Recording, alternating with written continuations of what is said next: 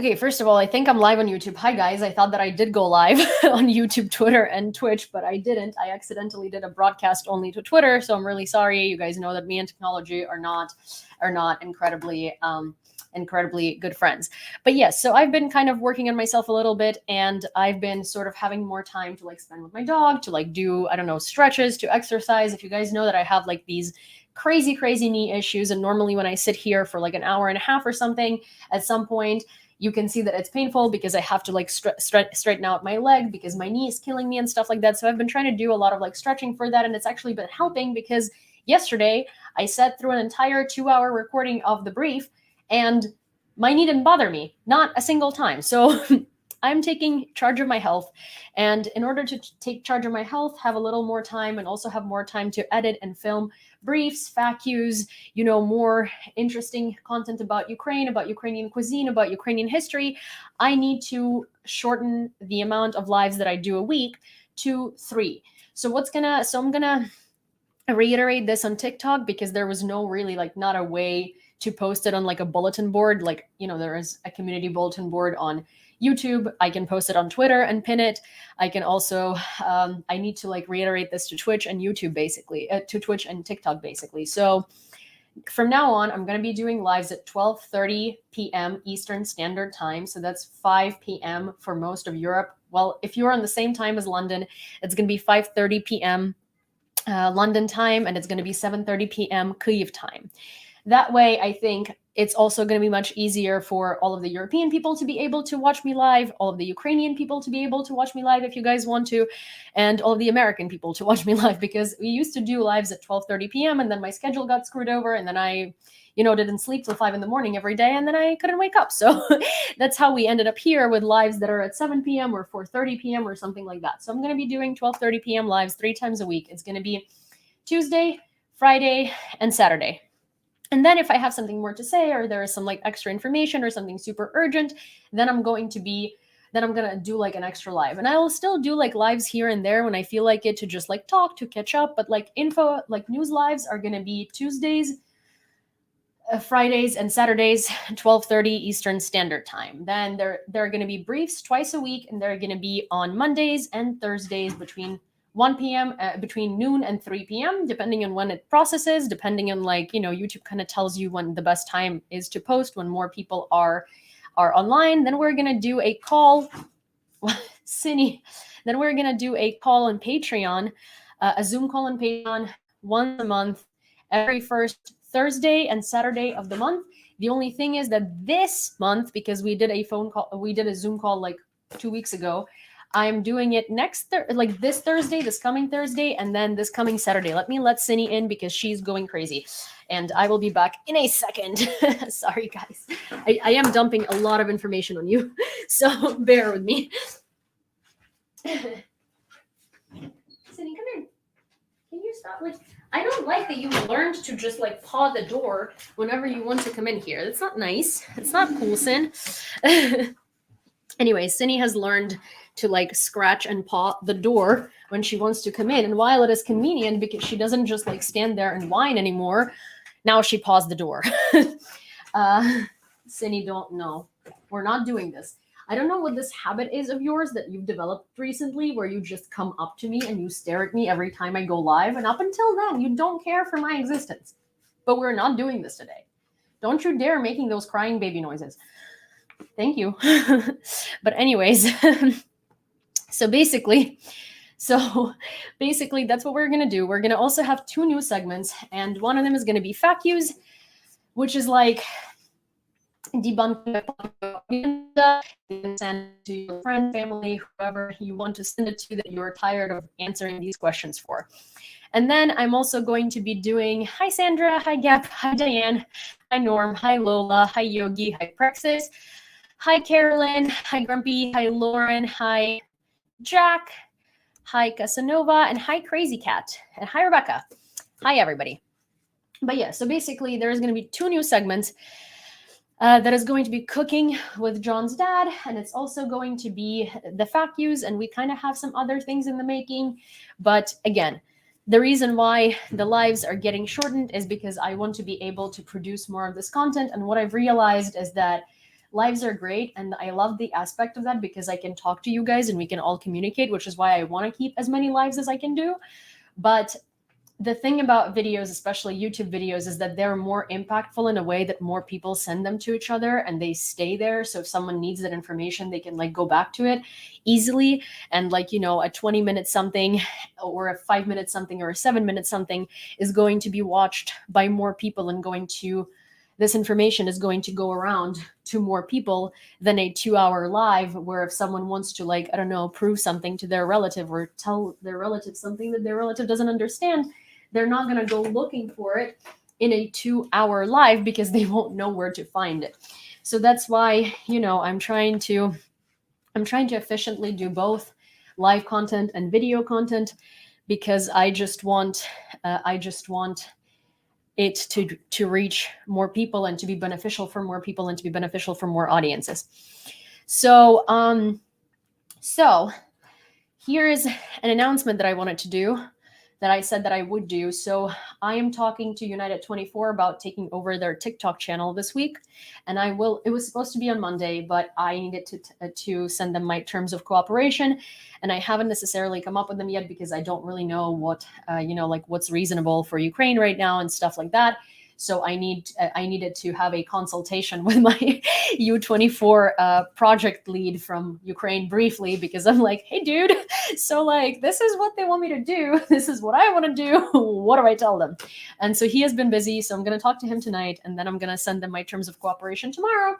And we're going to discuss it. And then I'm going to tell you when we formally have a deal.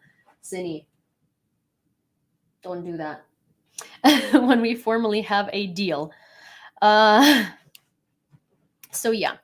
So hi, Robbie. And hi Hutch. So yeah, so I'm going to basically let you guys know. I don't want to say anything up front, but I also didn't want to hold this information from you. But you might be seeing me on United 24's official TikTok now. It depends on how this conversation goes. I just need to write to them, and we need to like finalize some things, and then I will let you know once we have a final agreement. But yes, thank you, Eva. And so before we start and before we dive into the news, basically what I was saying is that news lives now are going to be 12:30 EST, 5:30 London, 5:30 p.m. London time, or 7:30 p.m. Kyiv time on Mondays. On Tuesdays, Fridays, and Saturdays. I need to remember that better, but Tuesdays, Fridays, and Saturdays. And they're going to be in a similar format as the brief, because we're basically gonna, discuss everything that happened up until that point. So today is like the last live in the old format where we just talk about one day, and it's a late one. Hi, Jeremy. So the new format is going to be that. Then briefs are going to be twice a week. Then there is going to be a new segment coming out, and a couple of new segments coming out, and Zoom calls every first Thursday and Saturday of the month. If you're not on Patreon, then we do Zoom calls on Patreon. They're now going to be monthly. They're going to be first Saturday and first Thursday of the month. This month, it's happening this Thursday and this Saturday, just because we did one late last month. And so on Thursdays, they're at 8 p.m. And on Saturdays, they are at, oh my gosh, you know what? There is a schedule on YouTube community board, and there is a schedule on Twitter. And I'm going to figure out how to save it to Instagram, and I'm going to figure out how to save it to TikTok. But I need to remember the schedule myself, because we just came up with it very recently, and I'm still adjusting.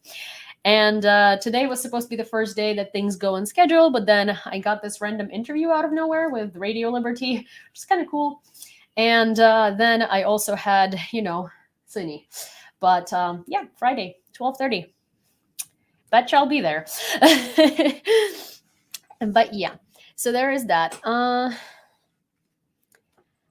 So yeah. Okay, and with that said, for all of those of you who are new here, hi, my name is Yulia, and I was born and raised in Lviv, Ukraine. I moved here to the United States 12 years ago at the age of 16, and I've been living in New York ever since. My entire immediate family lives in Ukraine. That includes my mom, my dad, my aunt, my grandmas, my grandpa. And the reason why I'm saying that is because people are like, "Oh yeah, I have relatives in Ukraine too, and I've seen them once in my life." It's like, no, no, no. I have relatives in Ukraine that literally created me and gave birth to me. So, so like, and I've lived there for a bigger half of my life at this point. When I'm 32, then it'll be equal, and you can tell me that I'm too Americanized or whatever. I still won't take it, but but anyways, on this channel we used to do lives every day since the beginning of the full-scale invasion, where we would give historical, geopolitical, and otherwise relevant context to the current invasion of Ukraine and the news for the past 24 hours that come out of Ukraine or are relevant to Ukraine. But now we're going to be doing it on Tuesdays, Fridays, and Saturdays. And this live stream is on 4 different platforms at the same time. And you guys broke me last time. I'm trying to figure out Facebook. I'm trying to figure out Facebook, but I don't quite know how it works yet. So I will, we will integrate that at some point. But for now, it is Twitter, Twitch, YouTube, and TikTok. And if you prefer any one of the platforms I just mentioned to the one that you're currently watching on, you can easily find me by just searching up the same handle. My handle is the same across all of the platforms. To easier locate me. You can also find links to all of my social media platforms in my YouTube about and Twitch about, and on Twitter and TikTok. You can find all of them linked in my link in bio.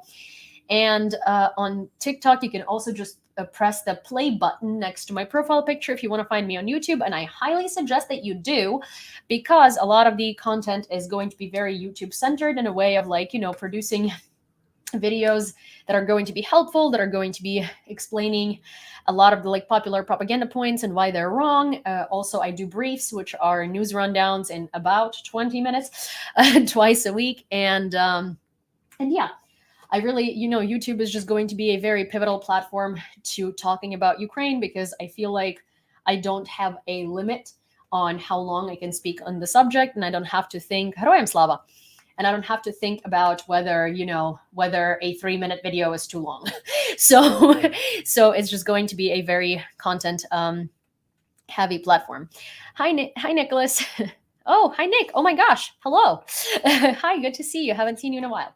Okay, so that's what I wanted to say. And of course, all of your gifts and all of your contributions and all of your super likes and super stickers and super chats and all of that is incredibly appreciated, although obviously not expected or not necessary, but does go a very long way. And I really, really appreciate it. And it does help me deliver the news and deliver content to you in better quality each time, and with the same, I guess, speed and efficiency as we have been doing, and more. And also, I do have a Patreon. You have an ability to subscribe to the Instagram, to the TikTok lives, and you do have an ability to subscribe to my YouTube channel if you'd like. So that does help a lot, and I do really appreciate that. But again, not necessary or not expected, rather. So just throwing it out there. Slava Ukraini. Heroyam Slava. Hi, Netlin. Good to see you. Okay, so I think that one of the most important things that everybody is talking about today is Soledar, and everyone that I've spoken to in the past couple of days, especially in the West, is very interested in what's happening in Soledar. There was this Soledar as Bakhmut direction. There was this photo of Wagner PMC mercenaries in the mines of Soledar. And everybody was freaking out because, how is it so? Because Bakhmut was controlled by the armed forces of Ukraine. There's heavy fighting. It's quite literal hell on earth. And everybody was really concerned. But here's the thing. They are not in Soledar mines. They are, in fact, in mines quite far away from Soledar. It was a Russian propaganda throw-in order to make it seem like there is some sort of progress, in order for Prigozhin to make it look like Wagner is doing anything or is getting any breakthroughs. But armed forces of Ukraine still control Bakhmut, heavy fighting in Soledar. but Russians did not take it. Russians did not make any significant advances. There is still defensive going on and offensive going on from the Ukrainian side, and Soledar is standing, Bakhmut is standing. Russia wasn't able to, take it over. So I just wanted to get that out of the way because I know that a lot of people were very, very interested in it, and obviously for a reason. Let me see. I see that there is an issue. Oh, there we go. I think this is okay. Because I'm now like very traumatized by the fact that the John always tells me that I'm out of focus on YouTube. So now anytime I feel like the focus is not perfect, I'm just like, wait, let me work with this a little bit. So I had to, I had to fix my focus. Okay, with that said, let's jump straight into the news. Netlin and him are homies. Who is homies with Netlin? Netlin is my homie.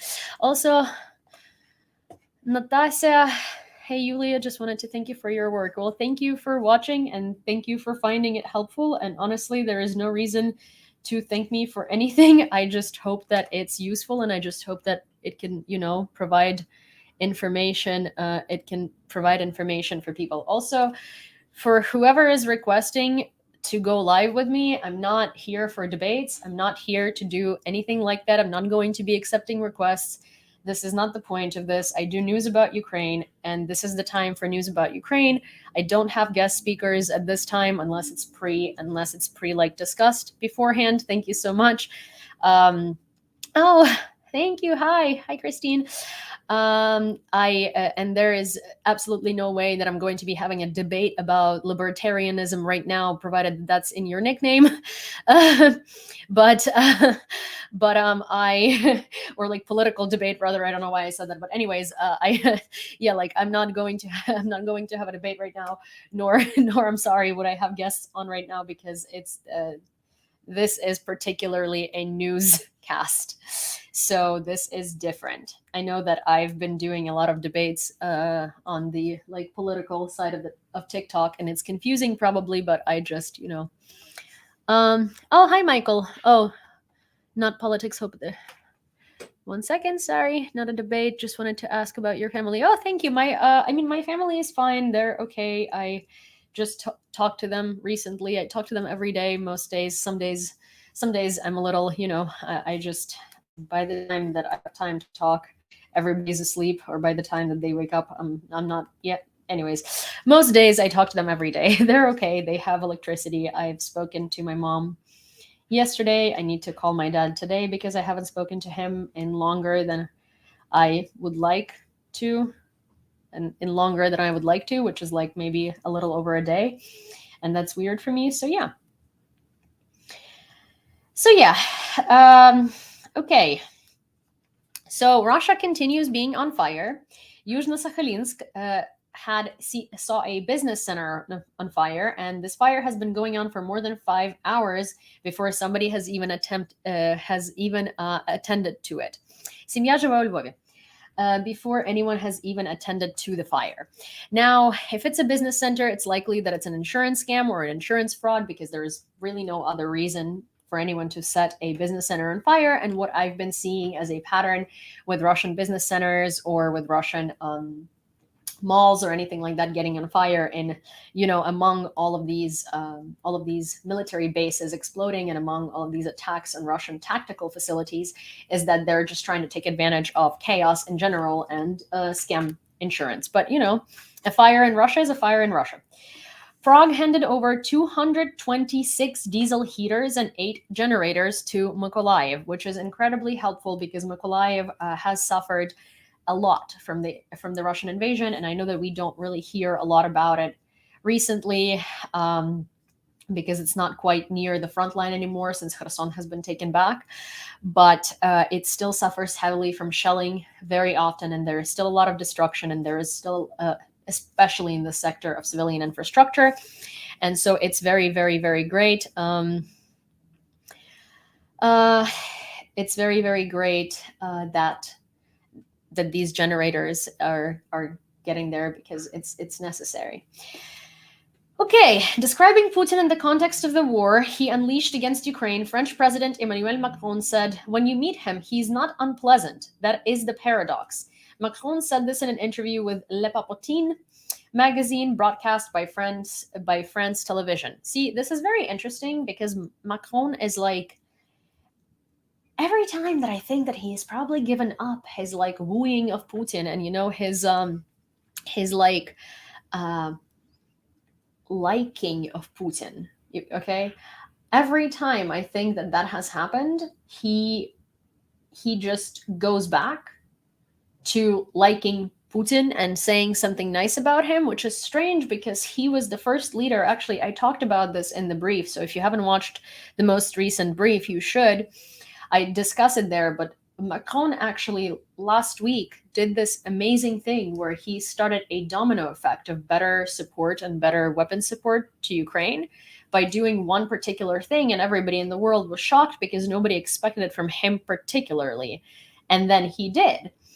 And so hearing this again when he says like, "Oh, well, he's not unpleasant when you meet him. That's the paradox." Is like, why are you going back to Putin apologism?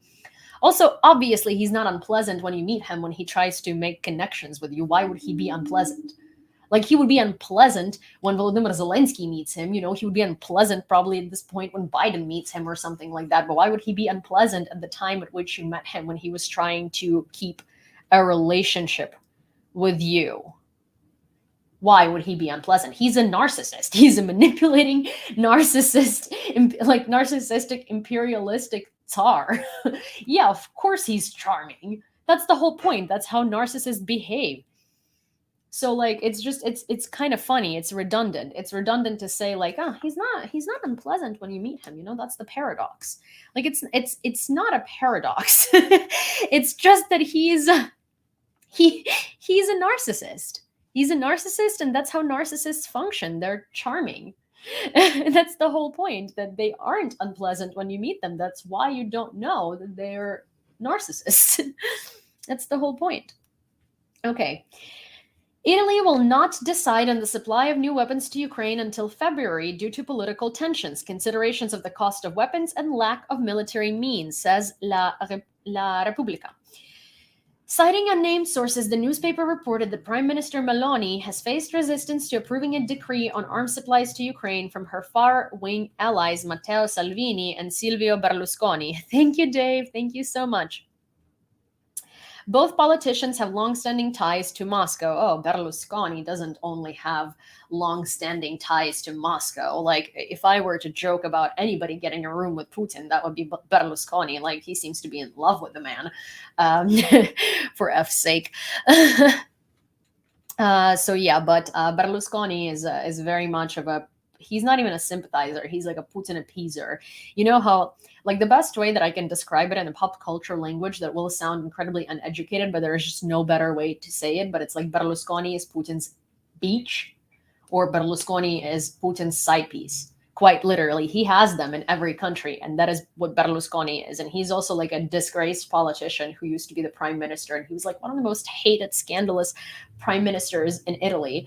And somehow he's made his way back to politics, and I don't understand how, because he's just a joke.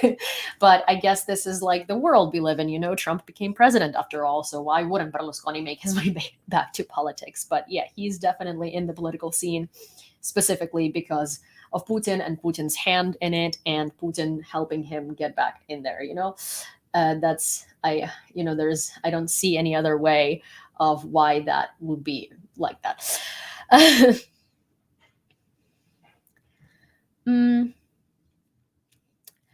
Wait, Berlusconi is Putin's personal friend, very dangerous. Yeah, Berlusconi is, but Berlusconi is like a clown, you know, and I don't mean it, and I don't mean like a clown the way that people call Zelensky. I mean a clown the way that, and that Berlusconi is a useful idiot. Lviv – це дуже класне місто, так.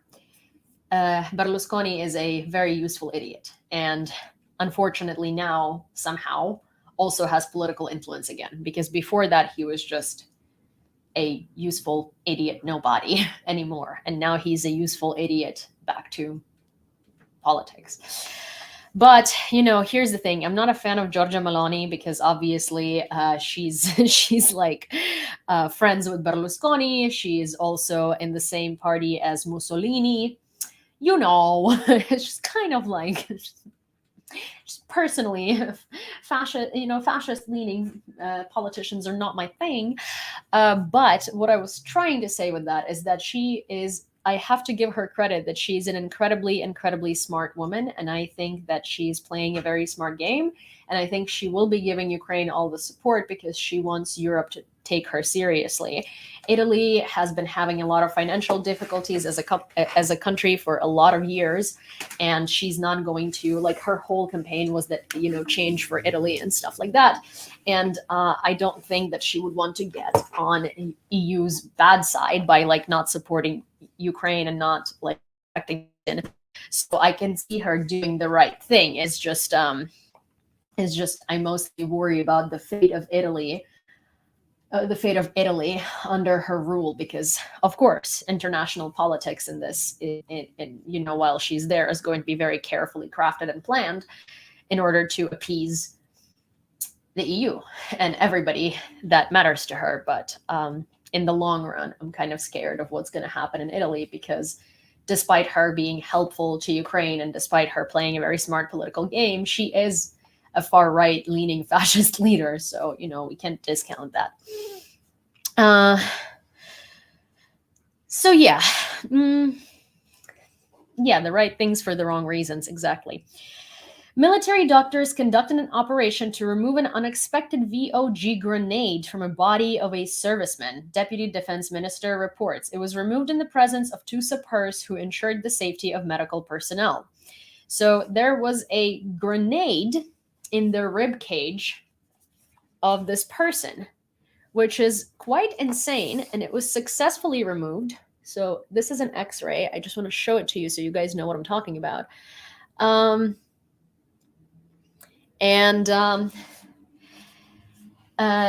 it was successfully removed, and there were experts, explosives experts on the scene while that was happening. How does one get a grenade stuck in there? I don't know. I don't know. So it does say that it's an unexploded grenade from a body of a serviceman. I'm assuming he probably was wounded. I think he was wounded, and I think that a grenade fell on top of him into his wound somehow and didn't explode. And that's how it happened. But that's wild. I don't have a better language for this other than this is wild. Police are looking for two British volunteers who disappeared near Soledar. In the morning of January 7th, and Andrew Bagshaw and Christopher Perry left Kramatorsk. At 17:15, the police received a report of their disappearance. So apparently there are two British volunteer servicemen who are missing. Hi, Truthful. Hello, thank you, Peach. Thank you, Peach. Peach Pie Lord. Peach Pie Lord is very interesting, very cute. Peach pie. I've never had peach pie. And did peach pie, apple pie, blueberry pie, cherry pie, peach pie. Peach Pie Lord? You're a lord of peach pies? I'm sorry. I don't know why I'm so concentrated on this. Thank you, Truthful. I don't think I've ever had a peach pie. Has anyone had a peach pie except for Peach Pie Lord? You're not allowed to answer this. But has anyone had a peach pie? Peach cobbler. Peach cobbler? Yeah, okay. Peach pie, though. Has anyone had a peach pie except for the Lord here?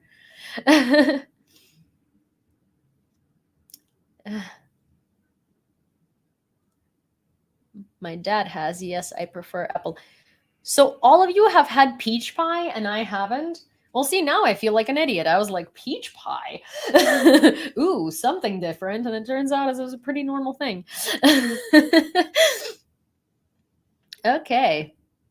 Adam says he has. Oh, hi, Adam. Oh my gosh. Well, you peach pie knowing and liking people. I gotcha. I will have to try peach pie now. Also, I feel like at this point, every time I say peach pie, you guys have to take a shot. Is popular in Georgia. Oh, of course, because Georgia peaches. Oh my gosh, I just had I just I just had like the worst impulse to be like, I got my peaches down in Georgia. Yeah, that's it. Got my weed from California. Sorry. I never said I was not cringy, okay? Okay.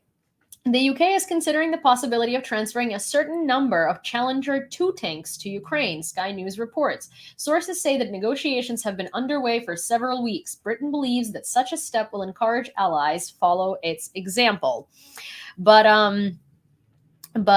here's the thing. So like that's what I'm saying, domino effect of better weapons and better weapon support for Ukraine, and it's been quite frankly amazing. And it has been started by Macron and by him sending a certain piece of equipment.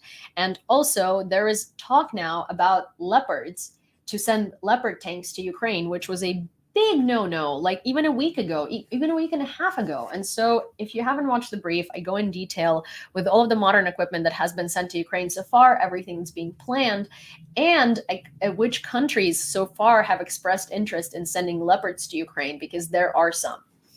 Okay. After an unsuccessful attempt to capture Soledar and retreat, the enemy regrouped, recovered losses, deployed additional assault units, changed tactics, and launched a powerful assault, Hanna Malar said. Their enemies advancing literally over the corpses of their own soldiers, massively using artillery, multiple rocket launchers, and mortars, covering even their own fighters with fire. Fierce battles continue right now. So again, fierce battles in the area of Soledar and the Bakhmut direction, but they are being but they're not in the salt mines in Soledar. They're not in the mines of Soledar. They haven't taken Soledar. If you've seen information about Russian Wagnerites taking Soledar, it is Russian propaganda throw in to demoralize, destabilize, and obviously lie, because that's what they do as a hobby. So there we go. It's like if you can't find, it's like if Russians can't do it themselves, they're gonna shoot a movie about it and make it look like they did. So here is a very funny thing. So you know how Russia said that Europe was gonna freeze without Russian gas and Russian oil. So funny enough. We thought that Europe was supposed to freeze, not Russia, but look at this. So there is a huge cyclone of negative weather, of negative degrees, and it's like terrible, terrible winter storm. It's a cyclone. And it quite literally stops at Russia's border with Ukraine. The irony of this is that it stops literally at Russia's border with Ukraine. It's like the last bit of the cyclone is at Russia's border with Ukraine. The irony of nature, even nature seems to be on our side. And it's kind of like, what's comical, that Russia was saying that Europe is going to freeze without Russian gas and oil, but like half of Russian, not half, but like actually, let's be factually accurate, more than, it's about 30% of Russian households that have like central sewage, electric, gas, those amenities. Oh, hi, Mashbook, and hi, Robbie. Yeah, so you say 8 Celsius in Turin, in Torino. Oh, are you in Torino? Oh my gosh. In Russia, it's minus 41 Celsius in some areas, like Central Russia, minus 41, minus 40, like let that sink in, minus 41 degrees Celsius. Let me translate that to, what's funny? What's funny is, Celsius to Fahrenheit. What's funny is that I understand how cold it is in both Celsius and Fahrenheit, but I can't, oh yeah, minus 41.8, so minus 42 Fahrenheit. But yeah, I understand like how cold it is, but I can't translate in between the two. Russia is losing in the long run if you look at the stock market, etc. Yeah, Russia. So hi Bart, welcome to YouTube. I've never seen you before, so I feel the need to say hello. But so Bart on YouTube here says the bigger picture is in the long run, it's about money, power, and materials. Russia is losing this in the long run. If you look at the stock market, etc. Well, Russia is losing it. Oh, like here's the thing: the whole point of sanctions, the whole point of this was to make Russia lose in the long run. It was never going to lose in the short run because it had resources, right? And it had a lot of money. And sanctions were not going to work until now. And their economy was holding on because they have a lot of reserved wealth and personal reserved wealth. And little by little, all of that wealth was frozen in offshores. Little by little, all of their supplies were cut. And Russia tries to position itself as this rich, big country with lots of resources, but it isn't. Most of Russia, like Soviet Union, was great, not because of Russia, which Russia wants you to believe, but because of all of the other satellite countries. Here's the funny thing. You remember Russian Satan missiles, the Satan 2 missile that was supposed to be like the deadliest thing that was unveiled this year? And obviously it wasn't because, well, production issues. So that missile was produced and developed in Ukraine during World War II. And then it was serviced and repaired in Ukraine too. All of the tanks were produced in Kharkiv. All of the military equipment was, by one way or the other, either made, produced, developed, invented, or serviced or repaired in Ukraine. And so they have to, they don't make nails. Like, I don't mean nails as in like manicure, hello. I mean nails as in like, if you want to put a picture in the wall. Russia doesn't have a production of nails. It's like if no one delivers nails to them, they don't have the capacity to produce them. They don't have the capacity to produce vehicles because most of the chips and most of the gear necessary to produce modern vehicles has been imported. Russia imports everything. And for a lot of you who don't know geography or are not, I don't mean it like how if you don't know geography, it's like, why would you know this specifically about Russia? But if you don't know geography very well, then you won't realize that most of Russia is taiga, which is like a mud forest, a cold, foggy, wet, muddy mud forest. And there is like nothing that lives there. Nothing. So Russia doesn't have nearly as many resources as they claim to have. They have oil and they have gas. But for that, they need to sell it to someone, and there is price caps, and there is now more price caps. And now Russia is refusing to sell oil to countries that introduce these price caps, thinking that they're not going to survive without Russian oil. But what's going to end up happening is they're just not going to buy it at all. Like Russia's blackmail has failed time and time and time and again, which is kind of, like hilarious. But this is their only source of income. And the most interesting part is that all of these resources that Russia has, they are all in the republics. So in the territories of Russia that have been colonized, the territories of ethnic minorities. Hi, Juju. So if Russia were to fall apart, and it would be left with the ethnic Russians, with the Russia that we're used to seeing, which is like Moscow and St. Petersburg, which, by the way, let me do a lyrical pause here. When you look at photos of Russia, did you notice that you always look either at St. Petersburg or at Moscow? That's because there's nothing else to show. Everything else is so rundown, right? So if we leave the ethnic Russians Russia, it'll be Moscow and St. Petersburg and some of the underlying neighboring territories. Everything else will be colonized territories by Russia with ethnic minorities living there who are not Russian at all. They have their own languages, their own history, their own traditions. Like, of course, they have been eradicated heavily and their languages have been forbidden and they have been whitewashed and Russianized. But they're still different cultures. And so if Russia were to fall apart and the only thing that'd be left of Russia, with ethnic Russians, thank you, Netlin, would be those, would be St. Petersburg and Moscow, they would have no resources. There's nothing there. There's literally nothing there. Moscow, quite literally in its original language and translation, means swamp. Moscow means mud water. Swamp. There's nothing there. So they have no resources. And that's why they are so big on like colonizing and monopolizing and threatening and eradicating cultures and invading and being imperialist, because they have nothing to show for themselves. And it's frankly sad, but not my problem. Okay. Okay. Thank you so much, Netlin. I really, really appreciate it. Resources is another reason they invade others. Ukraine has the most titanium in the world. Ukraine has a lot of resources. Ukraine is like, here's the thing, it's like Ukraine is this like gold mine of stuff. Like we have steel production. Thank you so much. We have Chirpit. Thank you so much. We have steel production. We have a lot of different resources. We're the breadbasket of Europe. 30% of world's richest black soil is in Ukraine. In one country. We have, similar to the US in terms of we have states. Obviously it's not the same scale as the US because the whole Ukraine is the size of Texas, but it's huge.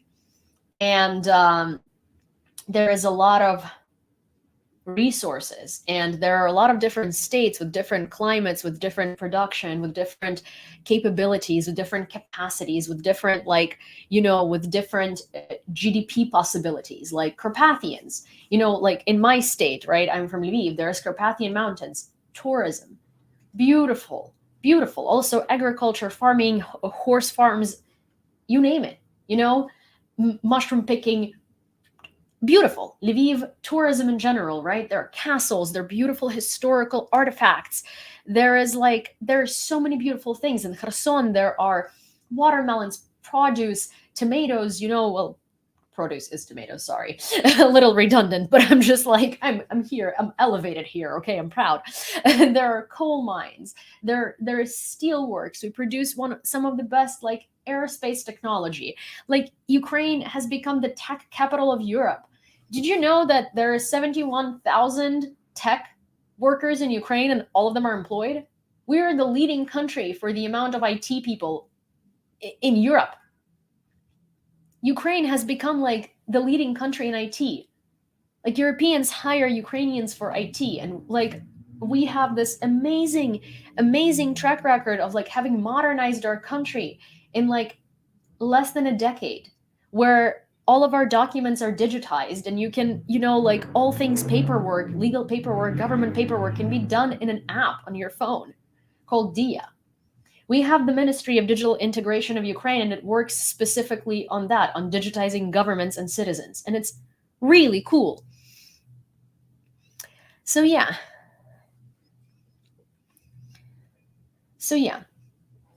Ukraine will receive a symbolic number of Leopard tanks from Poland in the future. The head of the Bureau of Internal Policy of the Presidential Chancellery, Jakub Kumoch, said that it is about several dozen units. Who was saying that they're not gonna put faith in leopards until leopards happen? Well, Ukraine will receive a symbolic number of leopards from Poland in the future. Several dozen. Poland? A trooper. An absolute trooper. And Poland is, well, if you watch the brief, you will know what Poland is doing, but Poland is trying to give Ukraine, but Poland is trying to get more leopards for Ukraine by, doing something with, doing a thing with other countries. О май гаш, Україна погрязла в корупції. Та що ж ти не кажеш, чувак? А ти подивись, я завжди кажу, перед тим, як писати таку дурню, піди збудуй собі туалет.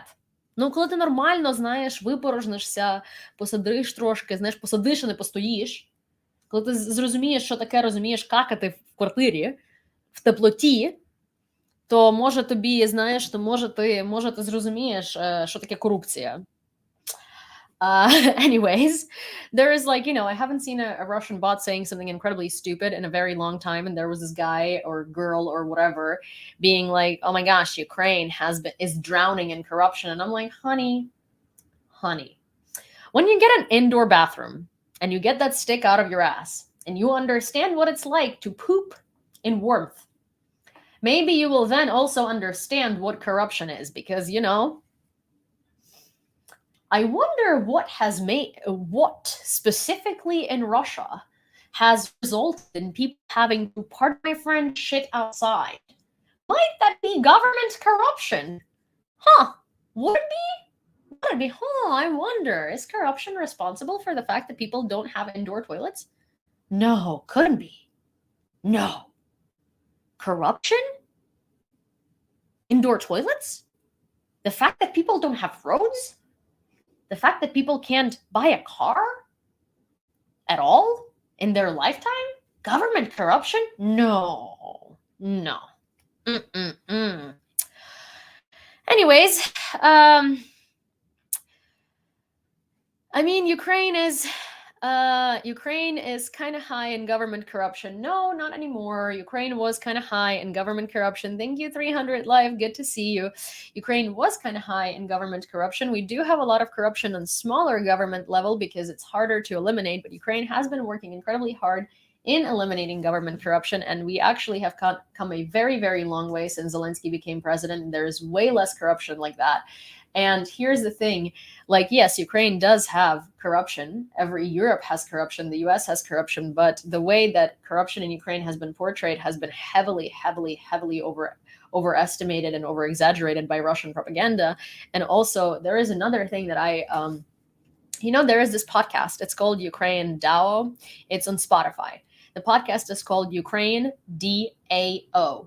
And there is an episode called Special Kyiv Post Operation. Actually, if you don't want to look it up yourself, I posted it in the community tab on YouTube, so you can find it in the community tab on YouTube.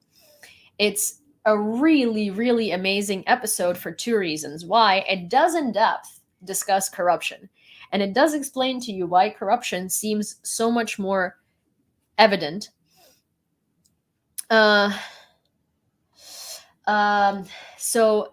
Almost like basically it talks about why corruption seems so much more evident. It's also because it's in Ukrainian culture to scream about things that we don't like. So if we see corruption, we're going to call it out. So it does look, anyways, listen to that podcast. It's fantastic. And also it talks about Kyiv Post and all of the reasons why Kyiv Post is just another Kremlin outlet pretending to be pro-Ukrainian. And it's really sad because it's in Ukraine. But the people that they have hired since the free press scandal, since the journalists walked out and created Kyiv Independent out of it, they hire just anybody. They hire people like Jason J. Smart, who wrote his thesis for his master's on political character assassination, and he wrote it on Trump and Putin, saying that countries like Ukraine use character assassination as political tools and that Putin and Trump have suffered from it at the hands of countries like Ukraine. So, and he's writing for Kyiv Post and saying he's an ally to Ukraine, yet he is posting more materials about good Russians than he ever posts about Ukraine. But anyways, so if you like Kyiv Post or if you use it as your resource for information about Ukraine, all I can say is please don't, because Kyiv Post is not Ukraine's friend, it's not your friend, it's not anybody's friend, it's Kremlin's friend. Anyways, so yeah, Pavel Kamnev, the developer of the Caliber cruise missiles, died in Russia. Unexpected. I wonder, was it a window situation? A door? A staircase? I hear they're really, really, really rough in Russia. Dangerous. He was 85 years old. In recent years, Kamnev was the scientific director of the Almaz Antey concern, which develops weapons for air defense. But yes, shocker. Russians are self-destructing on their own territory. Interesting. On the night of January 9th, in the Orenburg region, Russia, a tent camp where mobilized people lived caught fire. The cause of the fire seems to be related to the drunken state of the mobilized. See, this is actually very interesting because I wonder if they're trying to make it look like they were just drunk and it went on fire, but they burned it themselves, because there have been a lot of Russian camps with recently mobilized going on fire, and their belongings and equipment and like uniforms and like whatever just burned down. And then their deployment gets delayed because everything burned down, right? Including some of them. But basically, I wonder if it's just a strategy to avoid getting sent to the front line and be just like, yeah, well, we were just drunk and yep, that went on fire. We drunk went on fire. Fire? Where? But I wonder if it's an actual strategy of them burning down their like mobilization camps, so as so as to delay their deployment, or hope that they're not going to get deployed to the war. But I don't know. I mean, I one thing I've learned to do or not to do is put any faith in Russian resistance. No tank is perfect. Challenger and M1 have issues also. Oh, Sinister, yeah. Sorry, I'm trying to catch up a little. Alex says, wow, neither nor Trump needs someone else to ruin their public perception. They're perfectly unable to prevent that happening naturally. Yeah, exactly. Oh, thank you so much. Thank you, Chisak. Or Chisak? Chesak? See, I read it very Ukrainian, but I could be wrong. But yeah. Okay. I saw a comment and I wanted to respond to it, but then I thought about something else, and then my ADHD, and now we're here. Georgia refused to return to Ukraine the book self-propelled anti-aircraft missile systems that Kyiv provided to Tbilisi during the Russian attack in 2008. Oh yeah, you know how Georgia didn't want to help Ukraine with military equipment because Georgia just didn't feel like they should? So guess who was one of the first countries to help Georgia during the invasion in 2008, and guess whose president flew out to Georgia to support Georgia? And guess who provided them with Buk self-propelled anti-aircraft missile systems? And Georgia now doesn't want to return them to Ukraine because Georgia doesn't want to take part in the conflict. That's kind of fun. I really like that for Georgia. Charge d'affaires of Ukraine and Georgia, Andrei Kasyanov, said that the Ukrainian side appealed to Georgia not only for the SAMs, but also for Javelin anti-tank systems provided to Tbilisi by the U.S. allies. The U.S. not only approved the transfer of its weapons, but even offered Tbilisi to replace the systems with newer ones. The Georgian government categorically refused. Yeah, so it's not about them being worried about the invasion because the U.S. said that they would replace it. It's just that, they don't want to. The head of Kyiv Regional Military Administration showed the strengthening of defensive lines in the region. We're building up the borders, providing soldiers with everything they need, equipment, special means, and more equipment. So if you watch the brief, which again you should if you haven't yet, the brief is a 20-minute news rundown that I do twice a week on YouTube. And the most recent one is already up, and it does discuss the fortifications that Ukraine has been building around Kyiv. There is like 1,000 kilometers around Kyiv of fortifications, and they did say that if Russia tries to invade through Belarus or Belarus tries to invade, they have a surprise coming for them. But if you want to know more, you should watch the brief. Georgia is also assisting the Kremlin in offing Saakashvili. Yes, they are. Well, so here's the thing. The 2008 armed conflict in Georgia, and that's what I'm going to call it, is not that black and white. It's not Georgia against Russia. It's Russia and Abkhazia against Georgia. Abkhazia is not the same as like Donbass or Transnistria or Chechnya. Abkhazia did want to be independent from Georgia. It's just that Abkhazia had no better allies than Russia to go against Georgia in their quest for independence. And both Abkhazia and Georgia committed an immense amount of war crimes. But when people call 2008 the Russian invasion of Georgia, I don't agree with it because Georgia invaded Abkhazia. But then Abkhazia and Russia together killed Georgians living in Abkhazia with the same speed and with the same torture methods and with the same atrocities and with the same war crimes as Georgians were killing Abkhazians. So I don't necessarily agree. Like Georgia is the aggressor behind the Abkhazia war in 2008. It's just that Abkhazia sided with terrorist Russia because they had no one else on their side.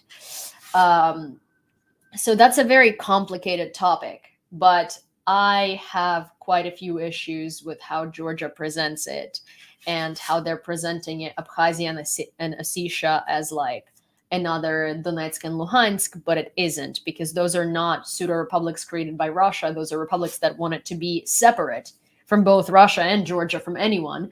But unfortunately, they had to figure out how to be separate from Georgia, and their only ally was Russia. And we all know what happens when Russia joins. And obviously, Russia was happy that they didn't want to be a part of Georgia, right? And took advantage of that. So that's a different story. But Georgia invaded Abkhazia, not Russia invaded Georgia in 2008. And Georgians have a very different opinion of that, and they don't want to listen to Abkhazians. And I kind of understand, and it's easy, to be honest, to see it as the same as like Donetsk and Luhansk because Russia is behind it, right? And it's easy to just be like, oh yeah, of course Russia invaded, but it's not as simple there.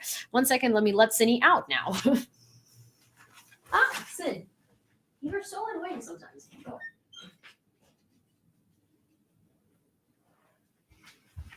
But yes, and you just can't sit still, you know?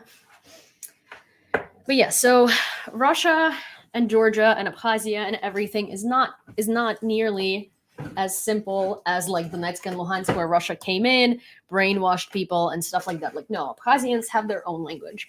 Abkhazia entered the Soviet Union with on the same rights as Georgia did as a separate republic. Then it was given to Georgia by Stalin, and then basically, you know, Georgia didn't want to lose a territory that they have now gained. But it's not as black and white. And there is a lot to it, but the thing is that, like, you know, I do agree that Abkhazia should be independent, and I support Abkhazia in their independence, but I also don't stand with Abkhazia because Abkhazia currently supports the genocide of Ukraine. Abkhazia is allied with Russia, and Abkhazia did to Georgians in Abkhazia the same things that Georgians did to Abkhazians. So both of the sides committed a plethora of war crimes. And it's basically what Abkhazians did to Georgians is the same as if we right now as Ukrainians started killing Russian civilians that live in Ukraine just because they're Russian. So I have my own opinion there, and I have a very strong one. And and in the past when I've expressed it, a lot of people have been incredibly, I guess, non-receptive to this, but I have talked to both Georgians and Abkhazians, and it is a very complicated matter. And someone says, how can Georgia invade its own territory? Well, Abkhazia wasn't Georgia until Stalin gave it to Georgia. Abkhazia was its own republic, and Abkhazia had its own language, and Abkhazia had its own traditions, and Abkhazia had its own people. The reason why I don't talk about it is because while in the situation of Russian invasion of Ukraine, Ukraine is trying to do our best to not commit any war crimes. Ukraine is trying to do our best to be much better than our invader. Ukraine is trying to do our best to be better. I don't think Abkhazia did that. And I think that I don't like, here's the thing. I shouldn't speak on this matter because it's not my matter to speak on. It's not my matter to speak on, and it's not my country. Neither Abkhazia nor Georgia is, and Georgians are very supportive of Ukraine. Georgian government is very different, but I do think that there is a lot. There is a lot going on there, and it's not my place.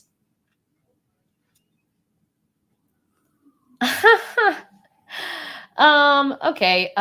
Grumpy or someone who's on TikTok, can you please block war reflection person? Ukraine also didn't have a lot of territory before Stalin. That is a joke. That is a joke, and that is Russian propaganda, and I don't tolerate that on my channel. I really don't. I don't need this, nor do I want to spend time interacting with it.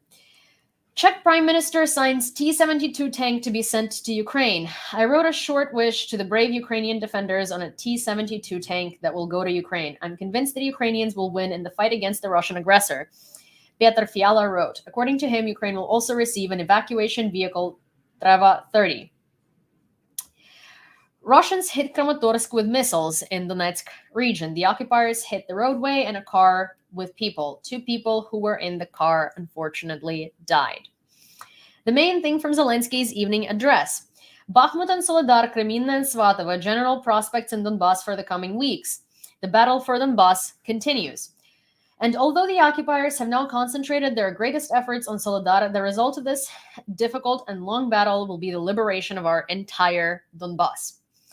I think all of our soldiers who defend our Bakhmut and Soledar. I realize that sounded like think, but I think all of our soldiers who defend our Bakhmut and Soledar. There are almost no walls left in Soledar. Thanks to the resilience of our soldiers there, we have won additional time and additional forces for Ukraine. The whole land near Soledar is covered with the corpses of the occupiers and scars from the blows. This is what madness looks like. Actually, there is a photo of like just bones scattered over territory, and that is in Bakhmut direction. It is said to be near Soledar, and that is literally bones of Russian invaders. And it's horrifying because when you look at it, you just see like missile like craters from gunshots or from like artillery shots, right? And then you look closer and you see that it's not just craters in the ground. It is craters in the ground, and all around them there are bones, and those are Russian bones. Okay. US is concerned about Wagner PMC's growing influence in Serbia, Belarus, and Africa. Biden administration steps up intelligence gathering on its activities. Human trafficking has increased dramatically since Russia's full-scale war against Ukraine, OSCE Secretary General Helga Maria Schmidt said. Victims are lured online with false promises, abused in private accommodation abroad, or intercepted by traffickers at the border, she told German newspaper Die Welt. Also, sorry, there have been people asking questions, привіт усім привіт, and I might have missed them. I'm really sorry. I'm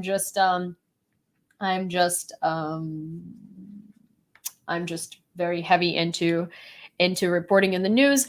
But if you guys have any questions, you're welcome to ask them on at the at the little debriefing after the news reading, or if you do feel so generous and you want to ask a question and you want it to be answered immediately, what you can do on YouTube is you can send a super chat, which is incredibly appreciated. But it's not like I'm only going to read super chats because they are paid, but because they also are very colorful and it's easy to see them. But I'm also going to read questions afterwards, and I'm going to try to answer every single one. But it depends on it depends on the timing, and it depends on everything. But if you do want your question answered 100%, that is an option.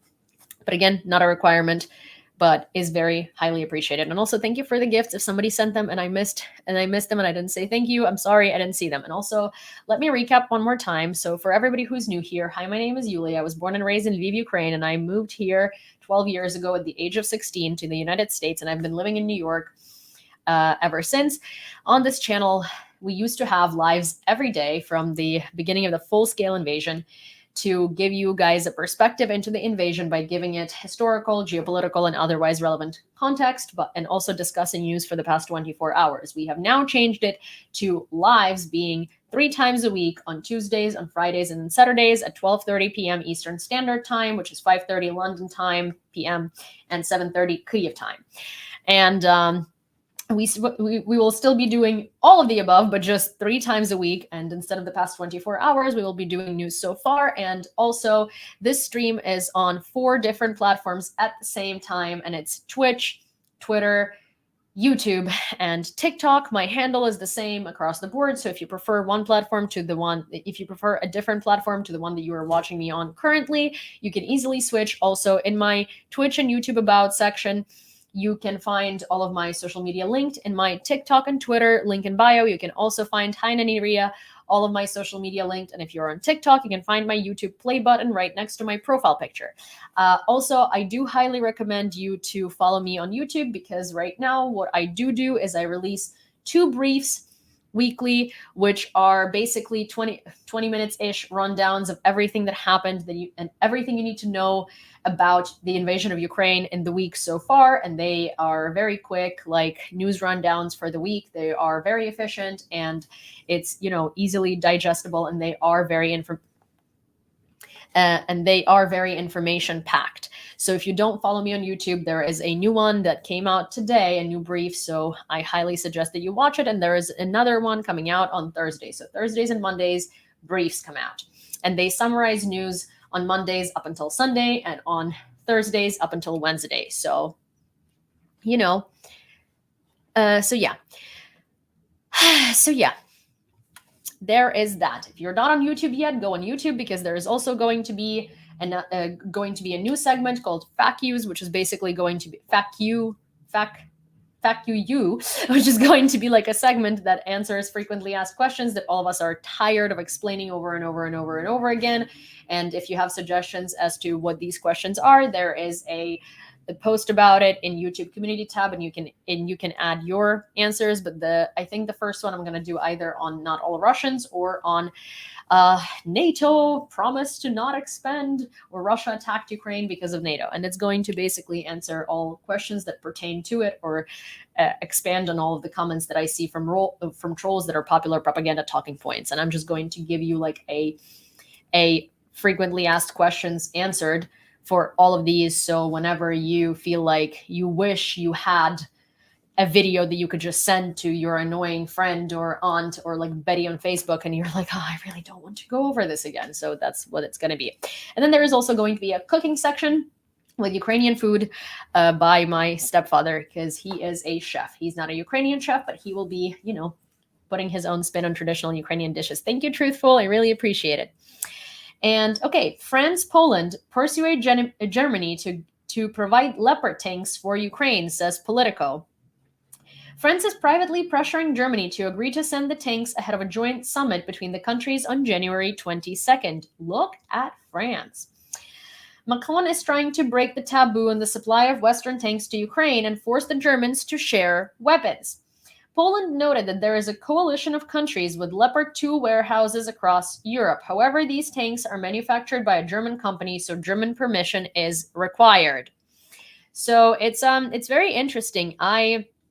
Australia has not been useless. Australia has sent us a Bushmeister or Bushmasters, but they've been very useful. And Australia has been helping with the means that Australia has. Australia has not been useless at all. And also there are a lot of Australian paramedics that volunteer in Ukraine, and there are Australian servicemen that volunteer in Ukraine. Australia has not been useless.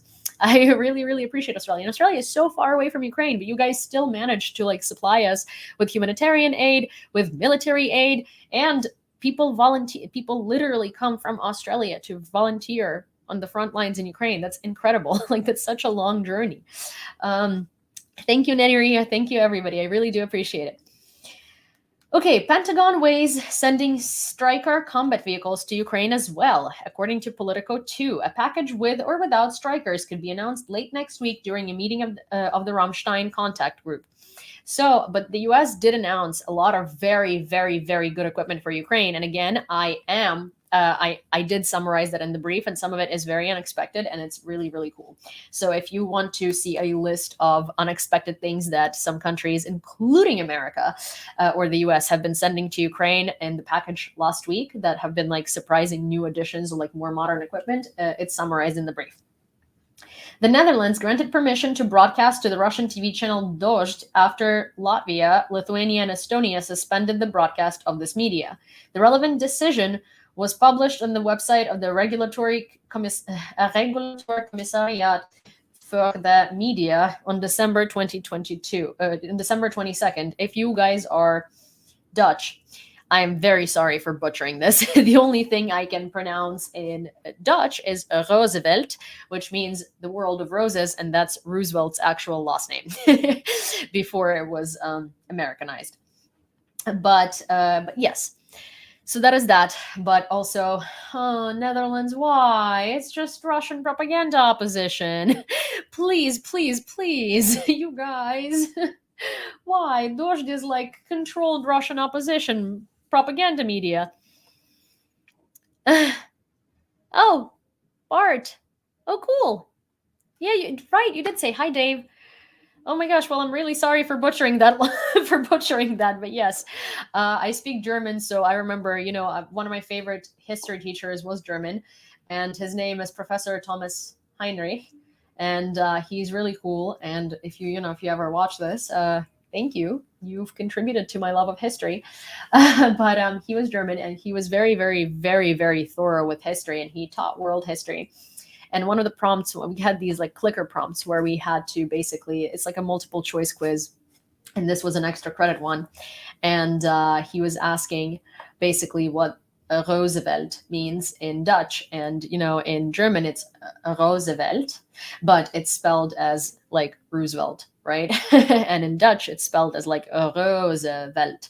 And so I was like, this is a very similar to German. I have heard that Dutch and German do share some similarities. So I'm going to translate this as the world of roses. And I was correct. It was really cool. So that's why I really, really remember it. But so, yeah. Okay. So here's a brief video taken today from a Ukrainian position in the Bakhmut Soledar sector.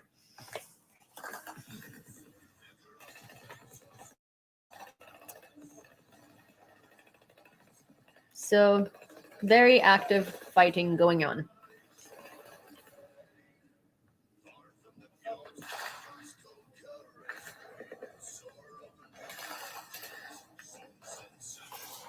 So yes, that is a brief update from Bakhmut and from Soledar and Bakhmut direction.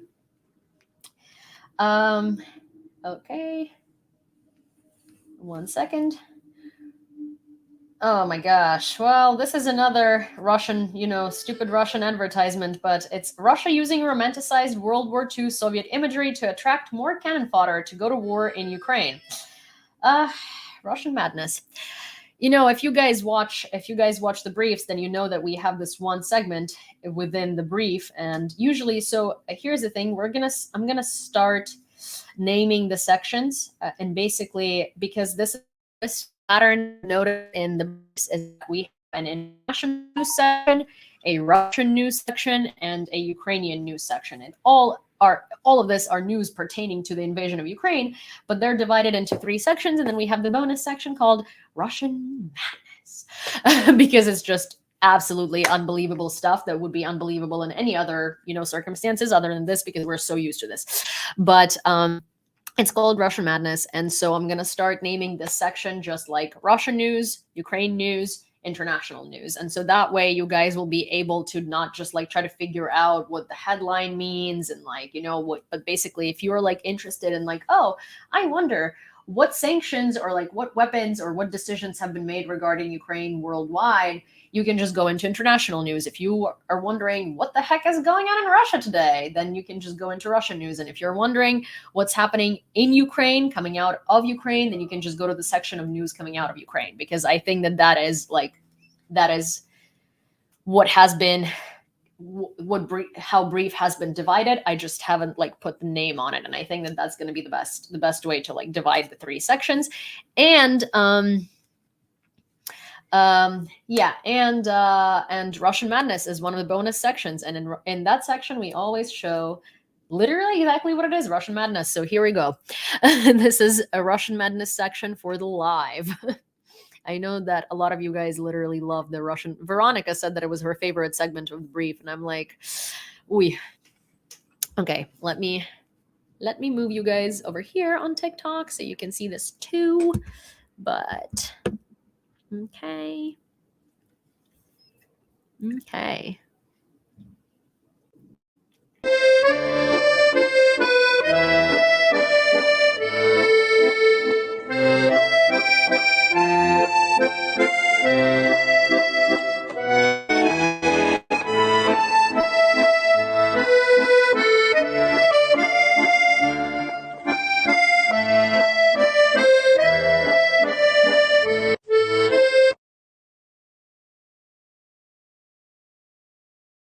Like this half reminds me of like ethnic minority appropriation, like adult movie. you know? Like it's kind of it's very strange because it's kind of like glorifying of World War II, but it's also like, you know, fetishizing and exoticizing Russian minorities. It kind of just looks like an intro to an adult film that you would find on Pornhub. And the reason I call it Cornhub, not what it really is because I really don't want YouTube to have any issues with me.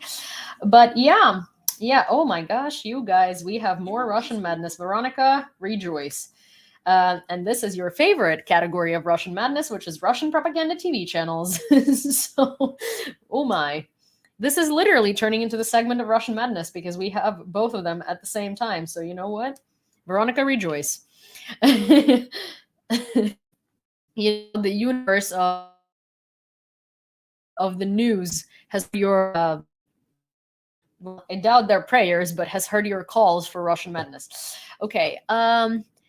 Do you watch Ukrainian subreddits? I don't. I mean, I don't necessarily watch Ukrainian subreddits. I read Ukrainian. I'm sure that that's what you meant. I was just like, I'm sorry, I'm ADHD, so sometimes I take things very literally.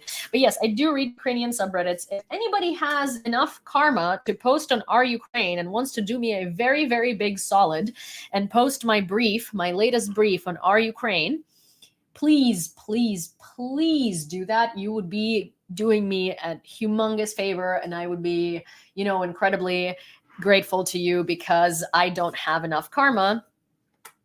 I don't have enough karma to post on Our Ukraine because I wrote something in a incredibly, incredibly propaganda-heavy subreddit without realizing, and my comment got downgraded like 50 times, and so now I have -10 karma. Comment karma. I do have like 1,000, you know, post karma, but that's just not enough for Our Ukraine. So yeah, so if you have been commenting and posting in Our Ukraine and you know that you have enough karma and you want to post my brief there, I would be so, so, so grateful.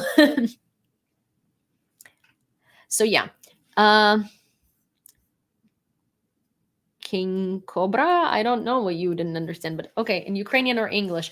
Our Ukraine is in English, and so if you have enough karma to post in there and you want to post my latest brief there, oh my gosh, I would be so, so, so, so, so grateful, because that usually, you know, that means that more people are going to see it, so more people are going to get quality news and quality information about Ukraine without propaganda. Not even counting. Oh my gosh, Rebecca. Okay, so I don't think people can share karma. I don't know how Reddit works, honestly. I'm like very new to Reddit, but okay. И мы можем сколь угодно тыкать пальцем в хохлов, которые призывают отменить Чайковского и Рахманинова. Ну, а толку-то? Чё нам до хохлов-то? До политических, я оговорюсь. С ними как раз все очень просто. Мы одержим победу. И того же министра культуры Украины, который сейчас предлагает отменить Рахманинова и Чайковского, повесим на Крещатике просто. И на этом проблемы несчастной Украины закончатся. Дальше начнется тяжелая работа, там восстановление образования. Но возникает же другой вопрос, а какую культуру-то мы можем принести? И это то, чем нам нужно заниматься здесь, сейчас, не откладывая на потом, на после победы. После победы уже не будет времени. Вот такой неожиданный разговор про культуру. Ну, и, естественно, и без Украины, как водится, тоже не обошлось.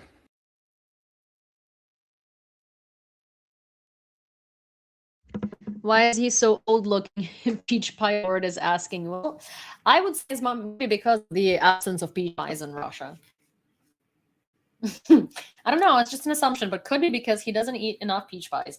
But on a serious note, probably vodka. I'm not even kidding. Honestly, probably just drinking. They all kind of look like all of the, I don't know, all of these propagandists honestly look like they've aged very, very steadily. But I'm assuming it quite literally is vodka. And also because plastic surgery and Botox is quite overused in Russia. And it's very, very evident. Okay. So main news of tonight for Ukraine. Military Commissioner of Samara region in the Russian Federation, Alexei Vdovin, said that the list of mobilized Russians liquidated in Makiyivka will not be published because, well, Ukraine said that it was 400 dead servicemen of the Russian forces and over 300 injured, and Russia has said it was 89. Russia also said that they destroyed the HIMARS that caused that damage, but then the Pentagon had a statement, and again, you can find it out in the brief.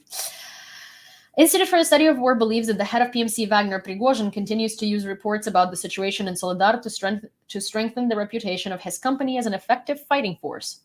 And the United States is unwavering in support of Ukraine for 2023. This was stated by the U.S. National Security Advisor Jake Sullivan. We're starting to allocate to them 45 billion aid to Ukraine.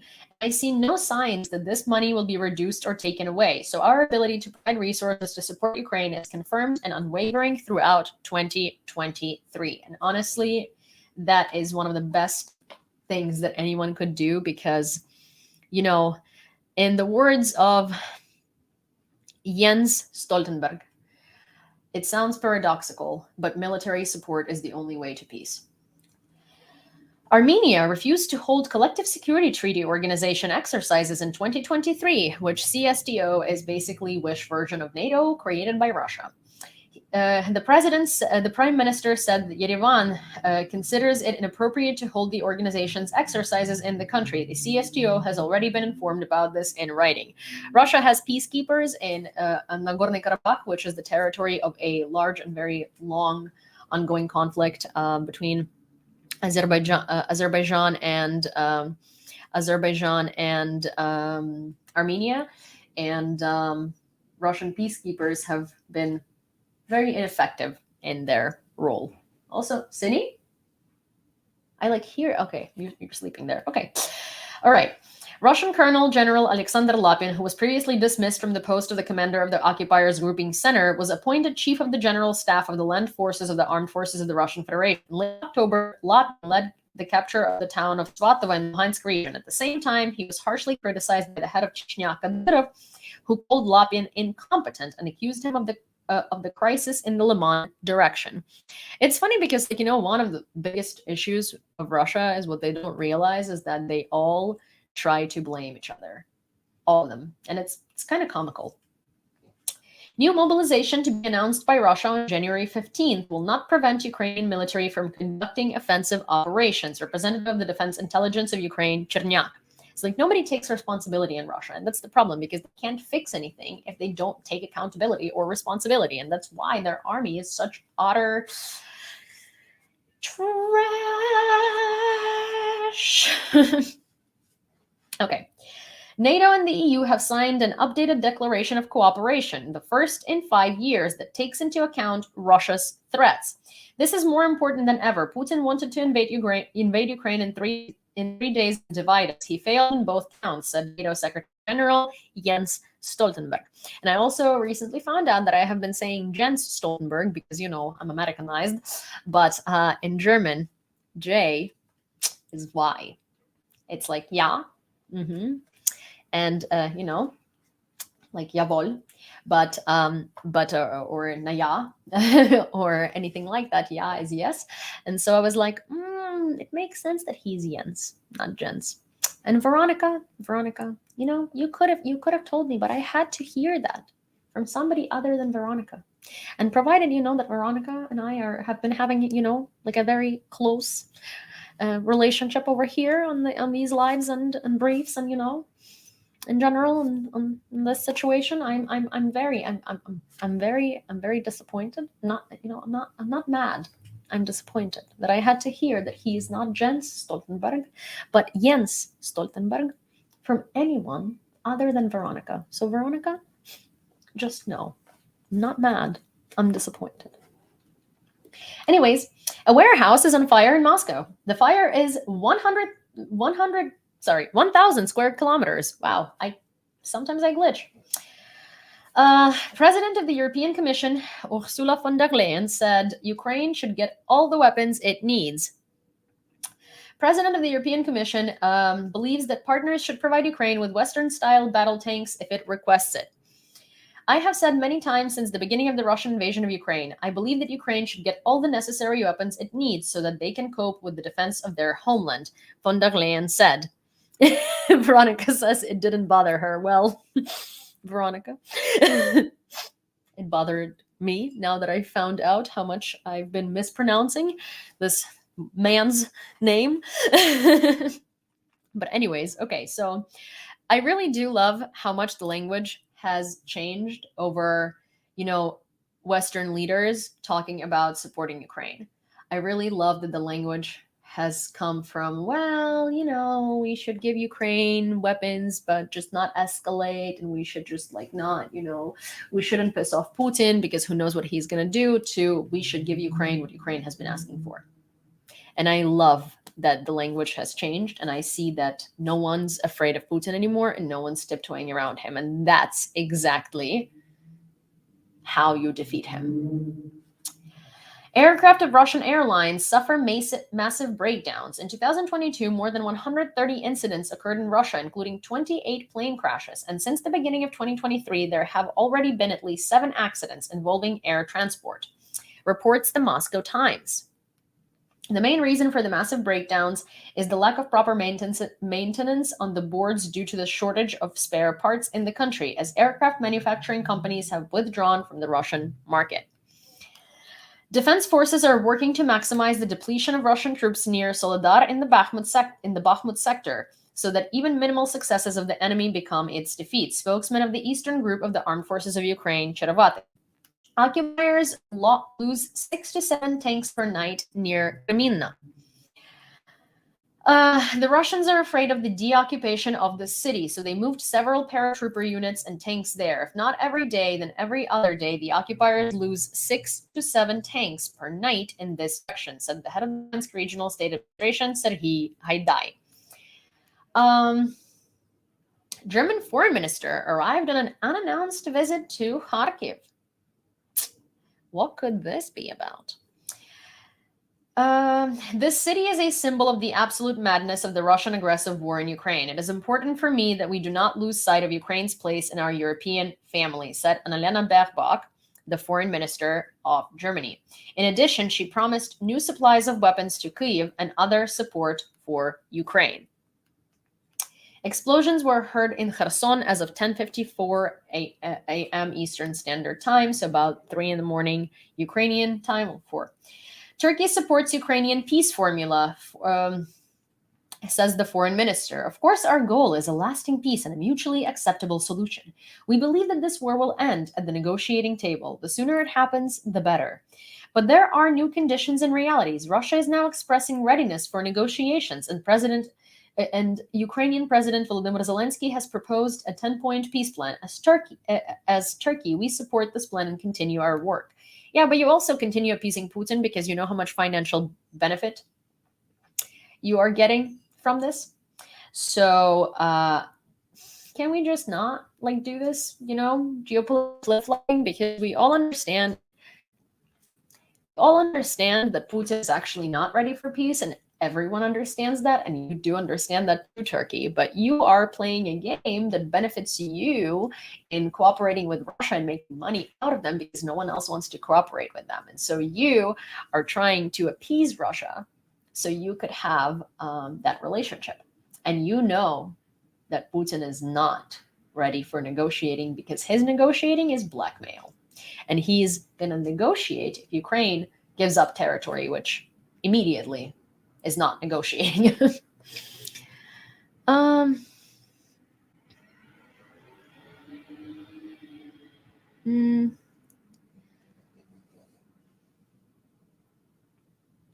Мій тик був тільки в тому, що, як на мене, нам варто поважати міжнародно визнані кордони.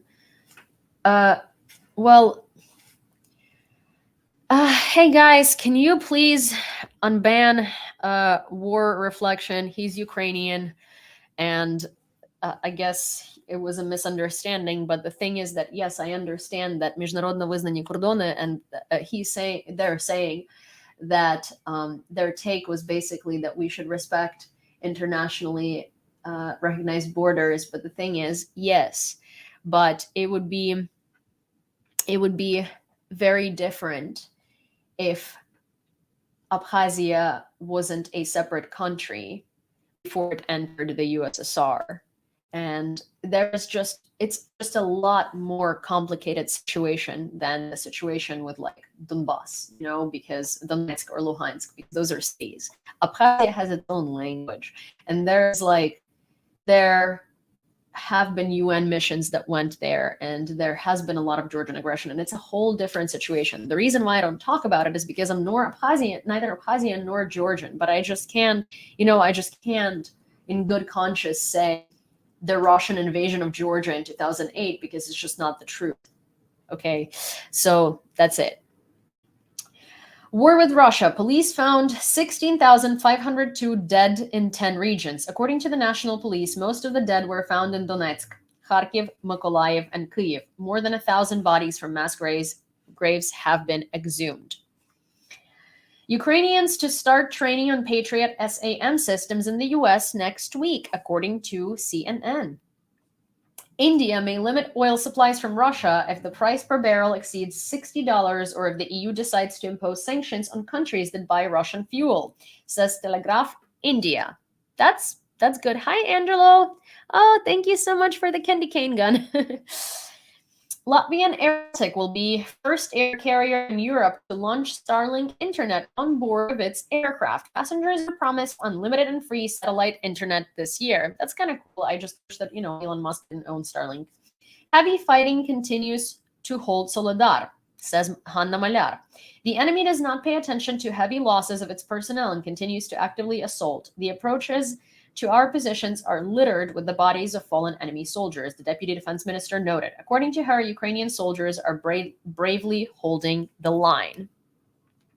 The commander of the grouping of the Kyiv Defense Forces, Alexander Pavlyuk, said that in the north of Kyiv, sappers mine the ways that the enemy can use in case of a repeated offensive against the capital coming from Belarus. The roads are being mined to prevent the occupiers from breaking into the combat order of Ukrainian units and then striking them with artillery. So when we say that the border regions are heavily reinforced against the Belarusian invasion, we mean it. Canada will buy NASAM's air defense system for Ukraine, Prime Minister Justin Trudeau announced, and that's very, very, very nice. Pakistan will also provide weapons to Ukraine. That's a new one.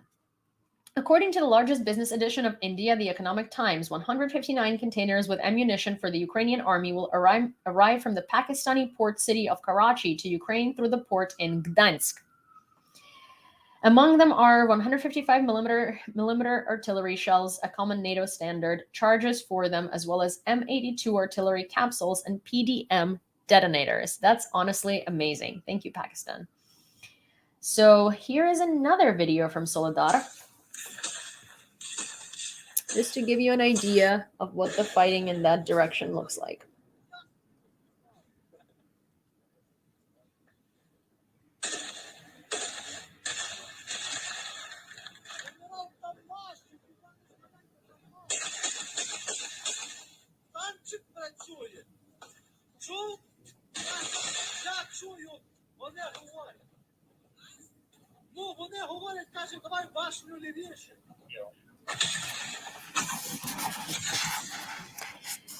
Heavy fighting.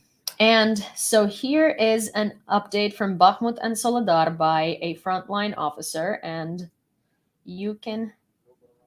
there are English subtitles on there. So let me show it to you full screen. And this should be the best, this should be the best update that anyone could give, better than I ever could, because, well, from frontline. And I think that this is a great way the information that everybody seems to be very interested in today. And that is also going to be the last update that I have for you for today after this one. This is our war, and we left Ukraine to fight. British MP urged to give the armed forces tanks. The head of the Defense Select Committee in the House of Commons of the United Kingdom of Great Britain, Tobias Ellwood, said that the country should definitely supply the Ukrainian armed forces with tanks and not leave Ukraine alone in the fight against Russian aggression. It's not just about morality. It's about the fact that Russia is now promoting this against the whole West. So I very much welcome the fact that we are now thinking about sending main battle tanks, he said. And I think that these two are going to be an incredible way to conclude the news today. So let me do this. This one's going to be 3 minutes long, so it's quite a long one. Buckle up. Доброго ранку, Україна. Доброго ранку. Всім доброго ранку. Побратим Тарантіна, побратим Фокс. Тарантіна на прошлому виході трошки досталося. Осколок попав на... Але вже в строю. Ми не сидимо там на місці, ми такого не боїмося. Не захотів сказати, я звав. Коротше, в суть в чому. На тому виході добре відпрацювали з АГС, а по нам працювали там міномет і РПГ, СПГ. Але знаєте, чому розізлились? Ми нормально їм насипали, а гранати салом натирали. Українським чесничком. Не знаю, як воно там подіяло чи не подіяло, але це так. Друзі, дивіться, що по ситуації наразі у Бахмуті в Соледарі. В Соледарі там тяжкі бої, а от ці типа десантні частини, це, коротше, ті розхерачені підрозділи запорєбріковські, які були розбиті в Україні, їх там, вони ж служили там, багато призовів. Понагрібали нового м'яса і вперед, кинули на прорив. Проблема в тому, що вони ще там не особо шугані, ложаться, біжать, їм там пропагандою накачали і намагаються перерізати трасу. Але 46-та там прикордонники, там Юра Бутусов доповідає. По Бахмуту у нас ситуація наступна. Штурми були, так і є, масово лізуть, намагаються там з Кліщівку на трасу вийти на Константинівку. Але всі там підрозділи нормально тримають оборону, підсипають наші артилеристи, мінометники. БПЛА, опять же, вчергове за ці майвіки. Чудова трансляція, коригування, в тандемі добре все працює. Якщо б було безмежне БК, то я думаю, ми б вже там їх позабивали, мишачі нори, вони б звідти не вилазили. Того, що є, поки досить, але хотілося, щоб його було просто безмежно. Я знаю місто, де вона є, в Болгарії, але ж ви знаєте, хто там. Там у нас сексолог, тому БК буде достатньо. Друзі, ще маленька ремарка. Там шахраї активізувалися від нашого імені, від імені киянина, збирають гроші. То не ведіться, у нас один єдиний волонтер нашого підрозділу – це Артем Степура. І його ссылка в Тіктокі на Інстаграм. Все, більше для нас ніхто нічого, не допомоги ніякої. Дякуємо всім за допомогу, у нас потреби, скажімо так, закриті. Брат Фокс, скажи пару слів. Що, у нас все добре, ми як завжди на позиції працюємо. Настрій бойовий, вийшли на сутки, на вулиці стало тепліше. Якось приємніше працювати. Брат Тарантіно. Все добре. Стоїмо, нікуди не покидаємо позиції, працюємо по ворогу. Ворогу не дамо зайти нікуди, не на сантиметр. По нашій точці, так? Да. Друзі, мабуть, їм дуже не подобаємося ми, тому не хвилюйтеся, все буде добре, все буде Україна. Слава нації! Смерть Смерть ворогам. ворогам.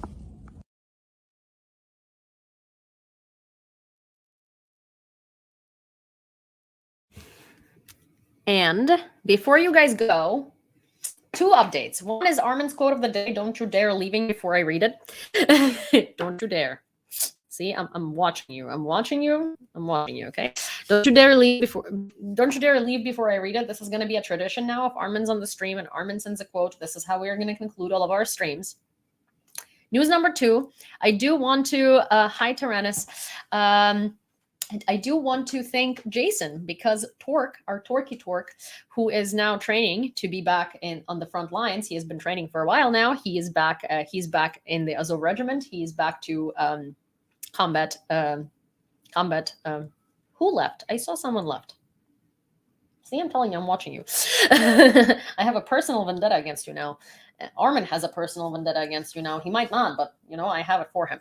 Anyways, but so Jason was able to find ceramic plates for Torquey Torque, and so Torquey Torque now has ceramic plates.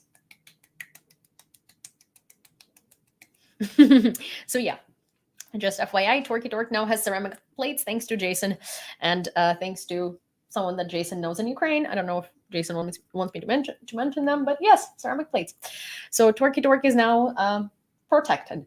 And I'm very, very helpful, very, very grateful. And if you don't know who Tork is the Azov Regiment serviceman that I have interviews with on my channel, and he is freaking fantastic. He was in Mariupol, he was in Azovstal, he was in Russian captivity, and now he was incredibly severely injured, and I can't believe this man is going back already, and I like want to strangle him myself for that. But you know, if when you watch the interviews, you'll understand why he's back, and you will understand why he is not why he's not sitting behind and recovering.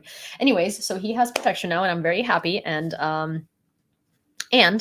Armin's quote of the day. I'm still here. Oh my gosh, I just saw that. That was so funny. Afraid to go until loud. Oh my god. Wait, let me find Armin's quote. 1 second. Oh wow, you guys were very active in chat today. Wow, look at that. Okay.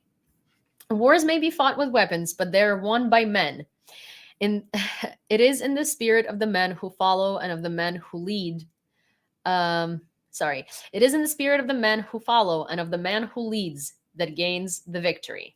Yeah, George S. Patton. Yeah, that's for sure. And you know, like, here's the thing. Like, I'm very, very, very incredibly surprised and incredibly just like so humbled by the leadership that has been displayed, not only by Zelensky, but by most of our politicians. And I'm also so humbled by the leadership that has been displayed by our people first and foremost, because everyone has become a soldier, whether it's a soldier with weapons in their hands on the front line, whether it's a soldier of information and misinformation war, whether it's a soldier of you know, reparations and rebuilding, whether it's a soldier of humanitarian aid, whether it's a soldier of tech war, whether it's a soldier of you know, just support to, you know, kids, the elderly, and just everybody. You know, every one of our citizens. Tyrannus says, I'm a straight man and I simp for Budanov. Well, Budanov is just like a, you know, we have this joke in Ukraine. Kirilo Budanov is a psychic, and he knows what you're going to say or what you're going to do before you say or do it. And we have so many memes and so many like TikTok jokes about it. And like, you know, things like that. But the funny thing is that like anytime anybody takes an interview from him, right, they'll be like, so we've heard that that there has been active, you know, fighting in the territory of like Soledar, and it's going quite well for the armed forces of Ukraine. What do you have to say about that? You heard that from who? Like, he's just sort of so like, he doesn't give any info. He's so like good at dodging questions that are like, you know, he's just like what? Like, he kind of like, he doesn't answer the questions, right? He doesn't answer the questions that he doesn't want to answer, but he does it in such a way that you can't even say anything to it. And there's like, there has been information that this, and he's like, information from who? And you can't answer it because like you just saw it online. There has been the like, rumors that this is happening, right? And they'll be like, oh, it's rumored. And he's like, why are you listening to rumors? So stuff like that.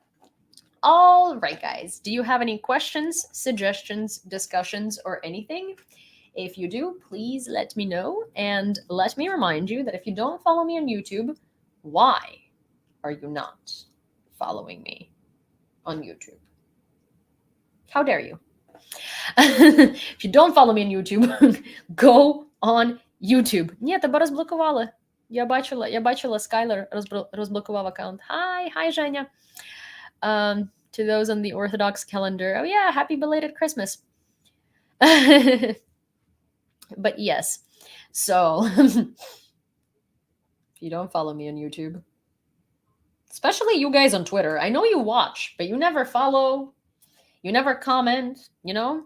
I see that you watch because I have that, you know, the little statistic, and you Twitter people, you're sneaky, you know, you watch, but you don't, you're just kind of like watching in the background. Creepy. But yeah.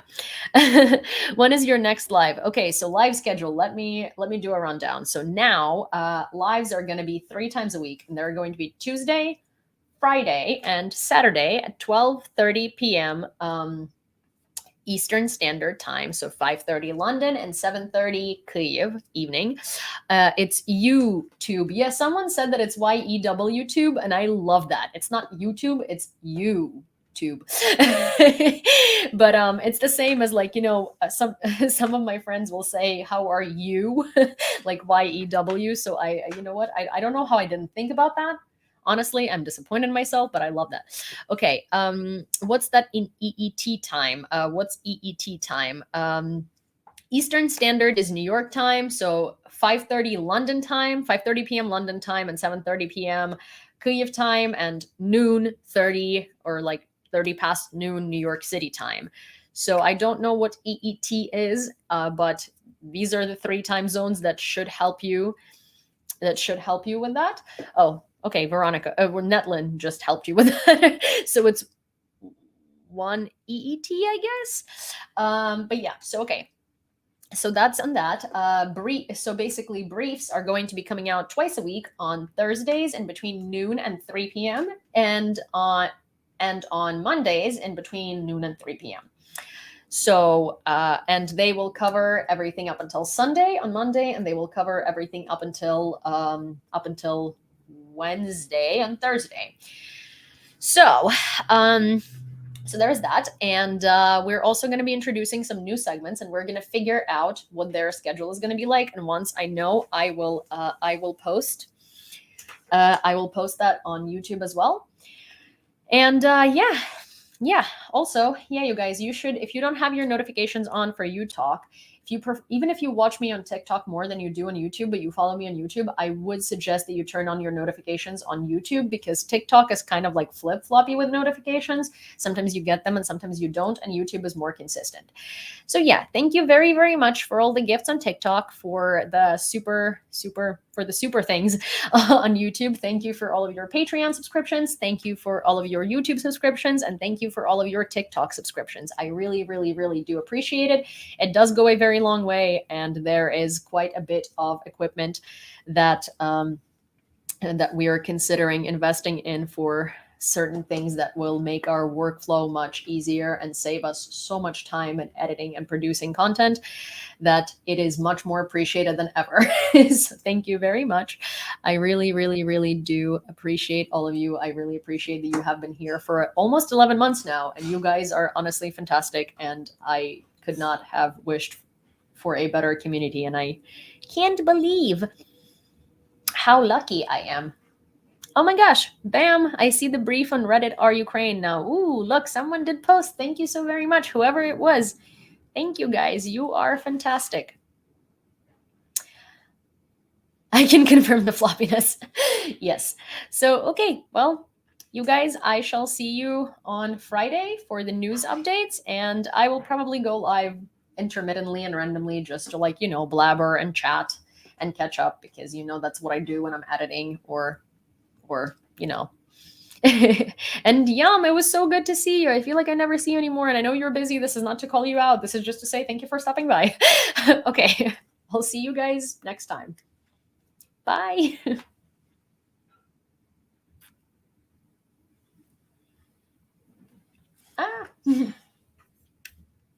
Oh, next month marks a year for this channel, but also,